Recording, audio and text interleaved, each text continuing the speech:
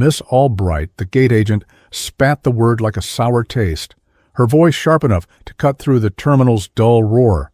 "Sir, I've told you 3 times now, that animal is not getting on this flight unless you have the correct department of Transportation Service Animal Attestation form, properly filled out and dated within the last 48 hours. Not some photocopied vet record and a picture of him in a vest." Her eyes, cold and dismissive, flicked over the elderly man before her, then to the calm golden retriever sitting patiently at his feet. The dog, Buster, wore a clearly marked service animal vest, but Miss Albright seemed to see only an inconvenience, a disruption to her rigidly ordered world. Elias Thorne, his shoulders hunched beneath a coat far too thin for the biting November chill that seeped even into the climate-controlled airport, felt a familiar weariness settle over him. It wasn't just the ache in his joints or the ghost of old shrapnel that twinged with the dampness in the air. It was the heavier burden of being unseen, unheard, dismissed. "He is my certified service dog, ma'am," Elias said, his voice quiet, almost a whisper against her strident pronouncements. "His papers are all there? He helps me." The explanation felt hollow, inadequate, as it always did when faced with such implacable bureaucracy. The line behind him was growing impatient, sighs and shuffling feet forming a chorus of disapproval. He saw the judgment in their eyes, too, the quick appraisal that wrote him off. Old, perhaps confused, certainly a nuisance. Buster, sensing his handler's distress, nudged his head gently against Elias's leg, a silent reassurance. The old man reached down, his gnarled fingers briefly stroking the soft fur behind the dog's ears. This creature understood more than most humans he encountered these days. Type, respect. If you believe every hero, seen or unseen, deserves our utmost respect. Elias Thorne was not a man accustomed to making demands, nor was he one to flaunt. The history etched into the lines on his face, and the quiet sorrow in his eyes. His life had been one of service, a dedication so profound it had reshaped his very being, leaving him with scars both visible and buried deep within the recesses of his soul. In another era, in another context, his presence alone would have commanded attention, a silent testament to courage and sacrifice. But here, amidst the frantic energy of Gate C-17 at O'Hare International, preparing for a flight to San Diego, he was merely an anonymous traveler, an obstacle in the smooth flow of passengers. His current circumstances were modest, a small pension and the unwavering companionship of Buster his mainstays. He lived quietly, his days marked by routine and the constant low hum of memories he tried to keep at bay. Buster was more than a pet. He was a lifeline, trained to assist with the physical remnants of old injuries and, more crucially, to anchors him against the invisible tides of PTSD that could pull him under without warning. The airport, with its crowds, sudden noises, and sense of confinement before escape, was always a trial. Today, it felt particularly hostile. Miss Albright, her name tag glinting officiously, tapped a pen against her counter. "He helps me" is not a task. What specific task is he trained to perform to mitigate a disability? And frankly, her gaze lingered on his worn but clean clothing. "You don't look disabled." The casual cruelty of her words struck Elias harder than any physical blow could have. How does one explain the invisible wounds, the nightmares that clawed him awake in the dead of night, the sudden paralyzing anxiety that could descend like a fog? How could he articulate that Buster's warmth, his steady presence, was the only thing that kept the darkness from swallowing him whole? He had letters, of course, from doctors, from the VA, from the accredited organization that had trained Buster, all meticulously organized in a worn folder. But she hadn't even glanced properly at them. The tension around the boarding gate thickened, palpable as the stale recycled air. Miss Albright, emboldened by her perceived authority and Elias's quiet demeanor, doubled down.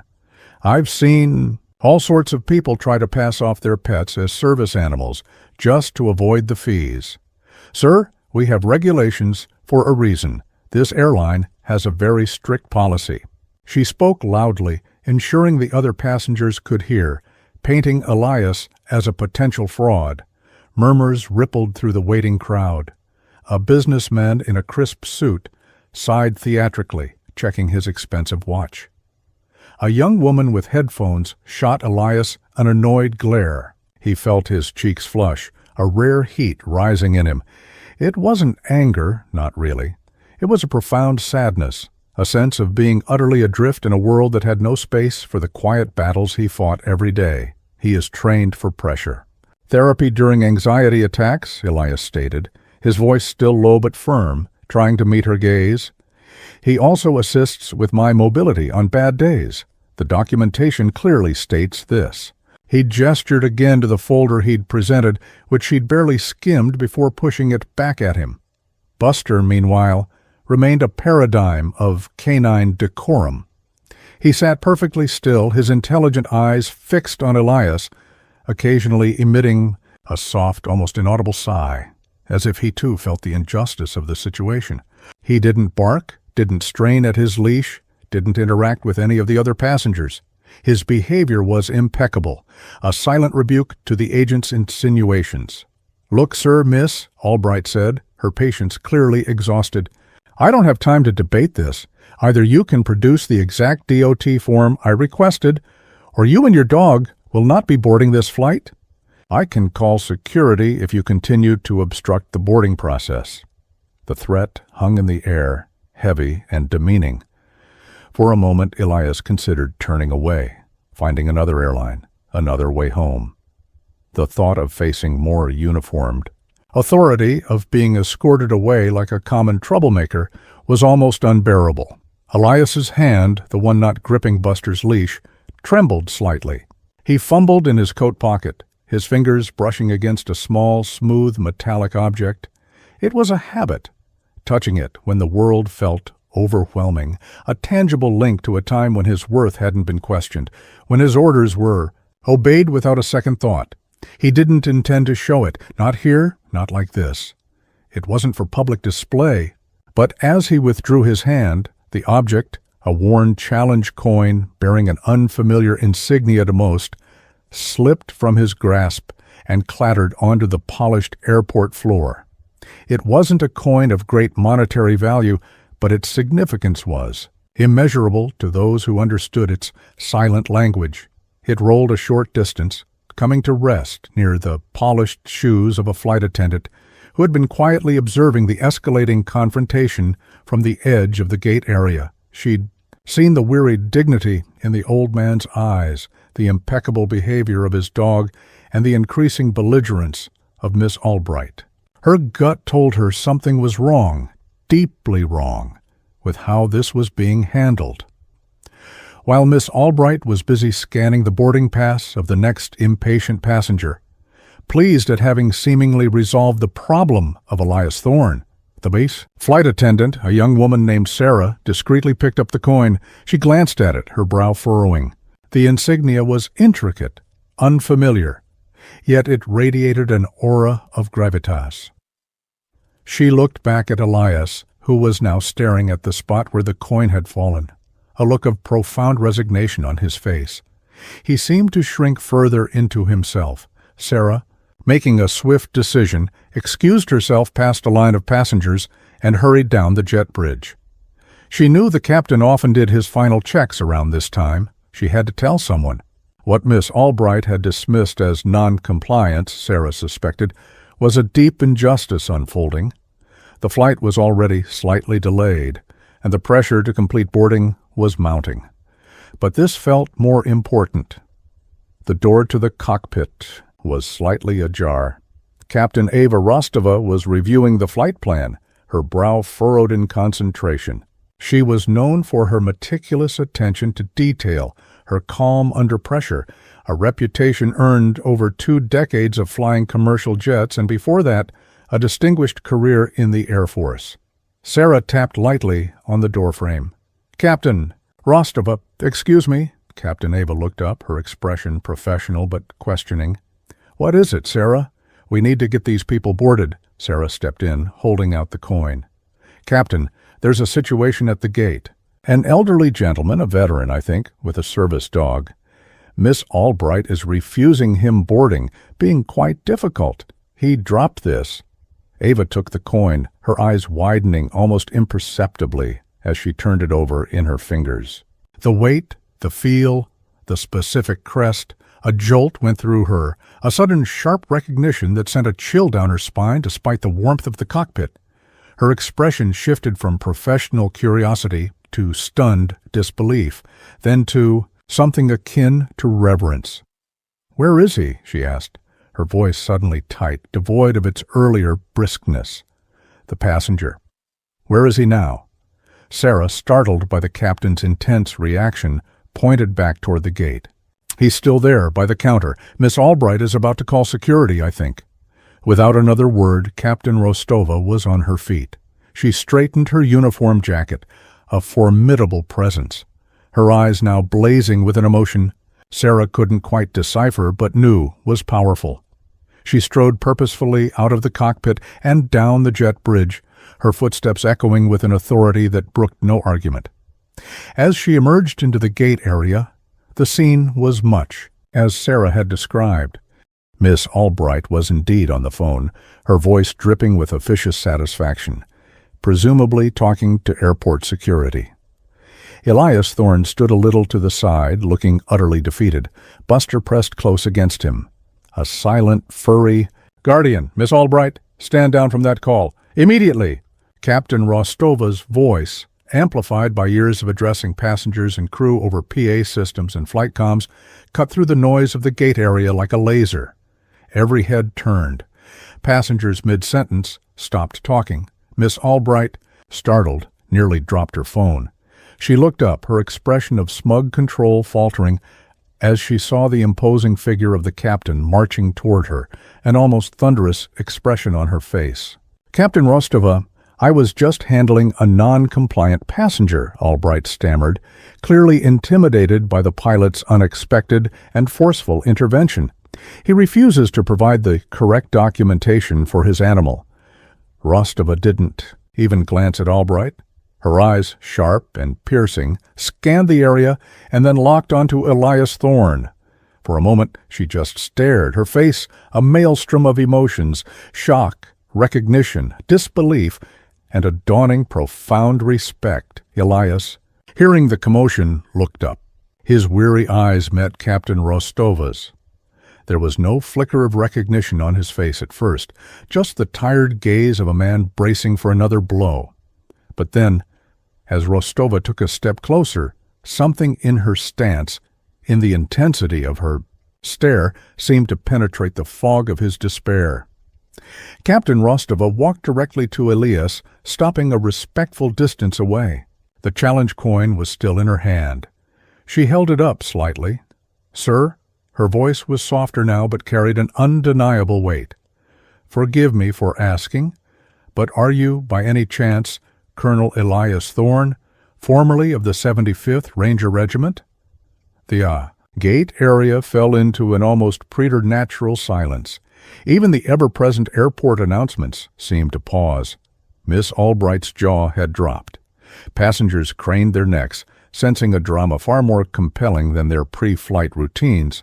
Elias looked at the coin, then at the captain, and a very faint, almost imperceptible shift occurred in his posture. He didn't straighten to attention, not exactly, but some of the stoop seemed to lessen. A flicker of something ancient and proud sparked deep within his eyes. He said, his voice barely audible, yet in the sudden quiet it resonated. "A long time ago, Captain." Captain Rostova's composure, usually so unshakable, seemed to crack for a moment. A wave of emotion washed over her face. "Rostova, sir," she supplied, her voice thick. "Ava Rostova.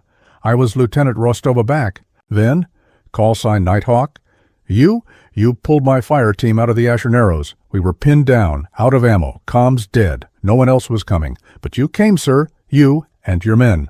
Her gaze swept over Elias, taking in the worn clothes, The quiet dog, the lines of hardship etched on his face. And then, as if seeing beyond them, she seemed to recall the man he had been. A leader, a warrior, a legend whispered about in hushed, reverent tones. She turned, addressing not just Miss Albright, who looked as if she might faint, but the entire gate area, her voice ringing with passion and a fierce, protective loyalty.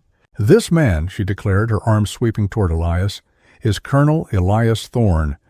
He is not just a veteran, he is a decorated hero of this nation, the kind of man whose picture should be on recruiting posters, but whose humility means you'd never know it unless you served with him or were saved by him. As I was." She paused, letting her words sink in. "The Battle of Asher Narrows, they called it. A suicide mission for anyone who went in. We were declared lost. But Colonel Thorne, disregarding orders from high command that told him to stand down, to not risk his own men for a lost cause, led a volunteer force in under the cover of darkness. He personally carried 2 of my wounded men to safety. While under heavy fire, he went back 3 times. The passengers were transfixed, their earlier annoyance replaced by awe and a growing sense of shame for their silent complicity in his mistreatment. Some had tears welling in their eyes. Missy Albright's face had drained of all color. She looked small and utterly mortified. Buster, as if sensing the shift in the atmosphere, let out a soft woof and nudged Elias's hand again, this time with what seemed like pride. "This man," Captain Rostova continued, her voice resonating, with an unshakable conviction that held every person in the vicinity captive, "doesn't just have papers for his service dog. This man is the reason many soldiers even made it home, to need papers, to need VA hospitals, to need the support of animals like Buster here. He wears the Congressional Medal of Honor, though you would never hear it from him." She didn't say how she knew, but the certainty in her voice left no room for doubt. Perhaps she'd seen it awarded, or heard the citation read. He carries wounds, both seen and unseen, from decades of selfless service. "That dog," she gestured to Buster, who sat with quiet dignity, "is not a pet he's trying to sneak onto, a plane. That dog is his battle buddy in a different kind of war now, a war fought in the quiet of his own mind against memories that most of us," her gaze swept the crowd, "thankfully will never have to endure." She took a deep breath, her eyes locking onto Miss Albright, who now looked physically ill. "The correct DOT form you were so insistent upon, Miss Albright, is a bureaucratic footnote compared to the debt of gratitude this country, and this airline, owes men like Colonel Thorne. His word, his presence, is more than enough attestation. Do you understand me?" The question was rhetorical, delivered with the full force of her command. Miss Albright could only nod, mute and trembling. Captain Rostova then turned back to Elias, her entire demeanor softening, the fierce protector transformed into a subordinate officer addressing a revered superior. "Colonel Thorne," she said, her voice now imbued with deep respect and a hint of emotion she no longer tried to hide. "Sir, it is an honor, a profound and unexpected honor, to see you again.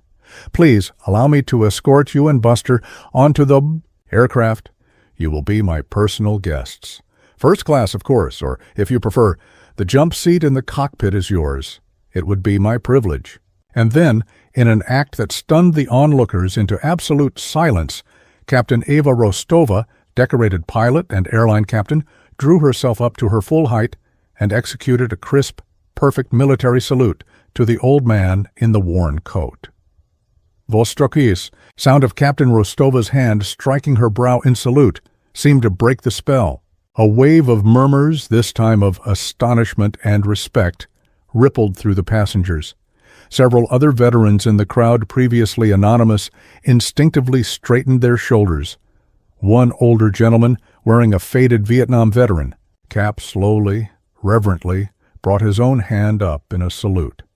Then another. Thorne, looking slightly overwhelmed by the sudden shift in attention, gave a slow, almost hesitant nod of acknowledgement to Captain Rostova. He reached down and patted Buster. "Thank you, Captain," he said, his voice still quiet but with a new resonance. "First class will be fine. Buster prefers a bit more legroom." A small, wry smile touched his lips, the first anyone had seen that day. Captain Rustova's answering smile was brilliant. "Of course, sir. This way." She personally took Elias's worn duffel bag and gestured for him and Buster to proceed ahead of her down the jet bridge. As they walked, a few passengers spontaneously began to applaud. A soft, hesitant sound at first, then growing stronger. A wave of belated recognition and heartfelt appreciation. Miss Albright remained frozen by her counter, her face a mask of shame and disbelief. The station manager, alerted by the commotion and Sarah's urgent update, arrived just as Elias was, disappearing onto the plane. He took one look at Albright's face, at Captain Rostova's departing back, and knew he had a serious situation to handle. Later, Miss Albright would face a formal inquiry. She would be required to attend extensive retraining on ADA regulations, veteran sensitivity, and basic human decency. Her career with the airline hung by a thread, a stark lesson in the consequences of judgment and abuse of minor authority. The other passengers boarded, subdued, and reflective. The businessman who had sighed impatiently earlier was seen quietly apologizing to the aircrew for the general atmosphere at the gate. The young woman with headphones had tears streaming down her face. Elias Thorne and Buster were settled comfortably in spacious first-class seats, Buster lying contentedly at his feet.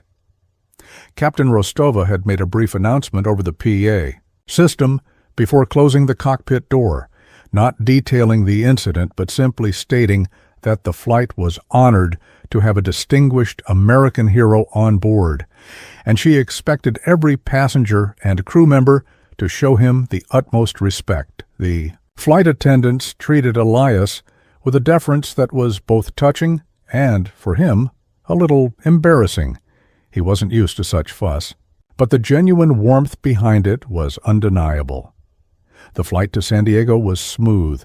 For the first time in a long while, Elias felt a sense of peace settle over him, the constant gnawing anxiety receding, replaced by a quiet gratitude.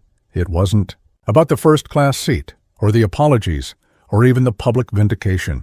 It was about being seen, truly seen, for who he was, for what he had endured and contributed. It was about the unexpected connection with Captain Rostova, a voice from a past he thought long buried, a reminder that even in the anonymity of modern life, echoes of shared experience and sacrifice could still resonate. The incident at Gate C-17 became something of a quiet legend among the airline staff, a cautionary tale about assumptions and a reminder of the quiet dignity of so many unassuming passengers.